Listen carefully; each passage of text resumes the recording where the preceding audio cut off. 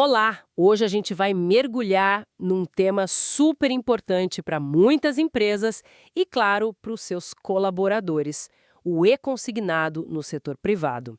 Vamos dar uma olhada nas responsabilidades, nos processos e, o que é crucial, nos riscos, né? Nossa análise vai se basear em informações sobre como funciona toda a gestão técnica, operacional e, principalmente, a gestão de riscos do e-consignado, com foco no papel do empregador. A ideia é deixar bem claro quais são as obrigações de cada um e como lidar com isso com segurança. Para a gente começar, o que é exatamente esse tal de e-consignado? Pensando nas empresas privadas. Basicamente, é um sistema eletrônico, né? Para contratar empréstimo consignado.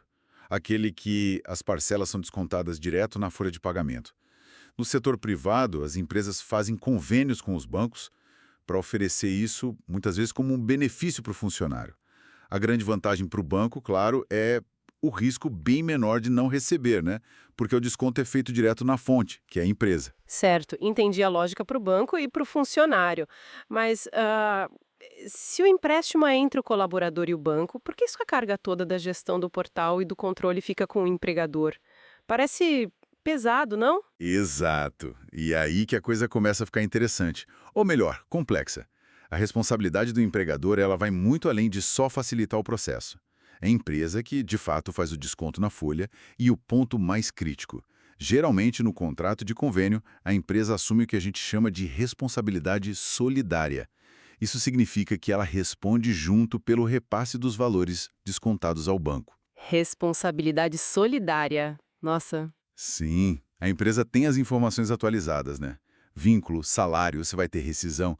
Ela acaba atuando como uma espécie de fiel depositária desses valores. Então, gerenciar o portal não é só uma tarefa operacional, é uma obrigação legal e contratual séria, com implicações financeiras reais. Realmente, essa responsabilidade solidária muda tudo. Não é só um benefício que se oferece, é um risco que se assume junto. E como é que essa gestão funciona na prática, no dia a dia? Qual o passo a passo para a empresa? Olha, exige bastante organização. A gente pode pensar em algumas etapas-chave. Primeiro, tem o acesso e o acompanhamento do portal, né, seja do banco ou da plataforma que faz a gestão. É essencial ter alguém lá dentro do RH ou DP cadastrado e com poder para aprovar, recusar, gerenciar a margem. Ligado a isso, vem o controle da margem consignável, aquela que por lei pode ir até 40% da remuneração, 35% para empréstimo e 5% para cartão consignado se tiver. Essa margem a empresa tem que atualizar todo mês certinho, qualquer mudança de salário, afastamento, tem que refletir ali. Imagino que um erro aí na atualização da margem já pode gerar um problemão lá na frente. Com certeza. É um ponto de atenção constante. Bom, depois dessa parte de controle vem a operação mesmo. O colaborador contrata, a empresa recebe a notificação, que é a verbação lá no portal, aí tem que conferir a margem de novo e autorizar o desconto. Em seguida, lançar isso certinho na folha de pagamento, geralmente no evento específico, identificando o contrato, validando para não passar do limite. E, claro, a fase do repasse. Fechou a folha, tem que gerar os relatórios e repassar os valores descontados para o banco no prazo que está no contrato. E esses prazos costumam ser curtos, tipo 48 horas depois de pagar os salários. E a manutenção disso, principalmente quando alguém é desligado da empresa. Essa parte me parece bem crítica. É a mais delicada, sem dúvida. Além de monitorar novos contratos e quitações, o ponto crucial é a rescisão. Tem que agir imediatamente. Cessar os descontos na folha e comunicar ao banco na hora. A falha aqui, nossa, é fonte de muito problema. Faz todo sentido essa urgência na rescisão. E se essa comunicação falha ou se a gestão como um todo tem problemas, quais são os riscos concretos para a empresa? O que pode acontecer? Os riscos são bem sérios, viu? E eles aparecem em três áreas principais. Primeiro, na área trabalhista. Podem surgir ações por descontos errados, acima da margem, ou pela falta de repasse que acaba prejudicando o colaborador, sujando o nome dele, por exemplo. E não cancelar o desconto na rescisão é um clássico que gera processo.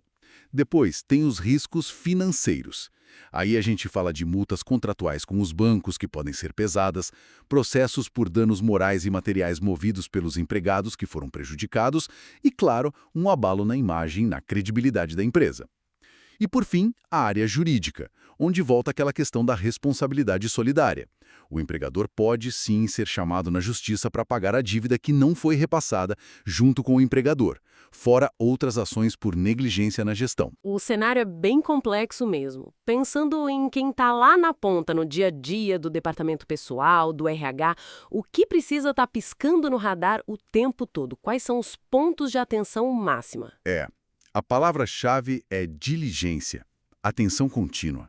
Os pontos que não podem sair do radar são: manter a margem consignável de cada um sempre atualizada, conferir com rigor cada contrato que chega pelo portal, cumprir os prazos de repasse sem falha e garantir a inclusão e, principalmente, a cessação imediata dos descontos na folha conforme a situação do vínculo do empregado. Além disso, fazer umas auditorias de vez em quando ajuda. E, claro, manter tudo documentado. As autorizações, os comprovantes de repasse, os cancelamentos. É um trabalho que exige precisão, não tem jeito. Fica bem claro que gerenciar o e-consignado é muito mais do que só oferecer um benefício.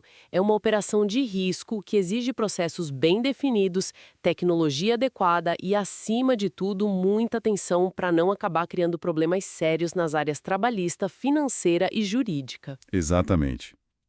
E talvez uma reflexão final interessante para quem nos ouve seja, pensando nessa responsabilidade que é compartilhada e nesse potencial todo para conflito legal, como será que as empresas, os profissionais de RH e os próprios bancos podem melhorar a comunicação entre si?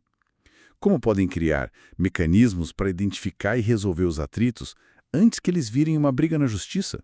Uma excelente pergunta para a gente pensar. E com essa reflexão, a gente encerra a nossa análise de hoje sobre a gestão e os riscos do e-consignado no setor privado.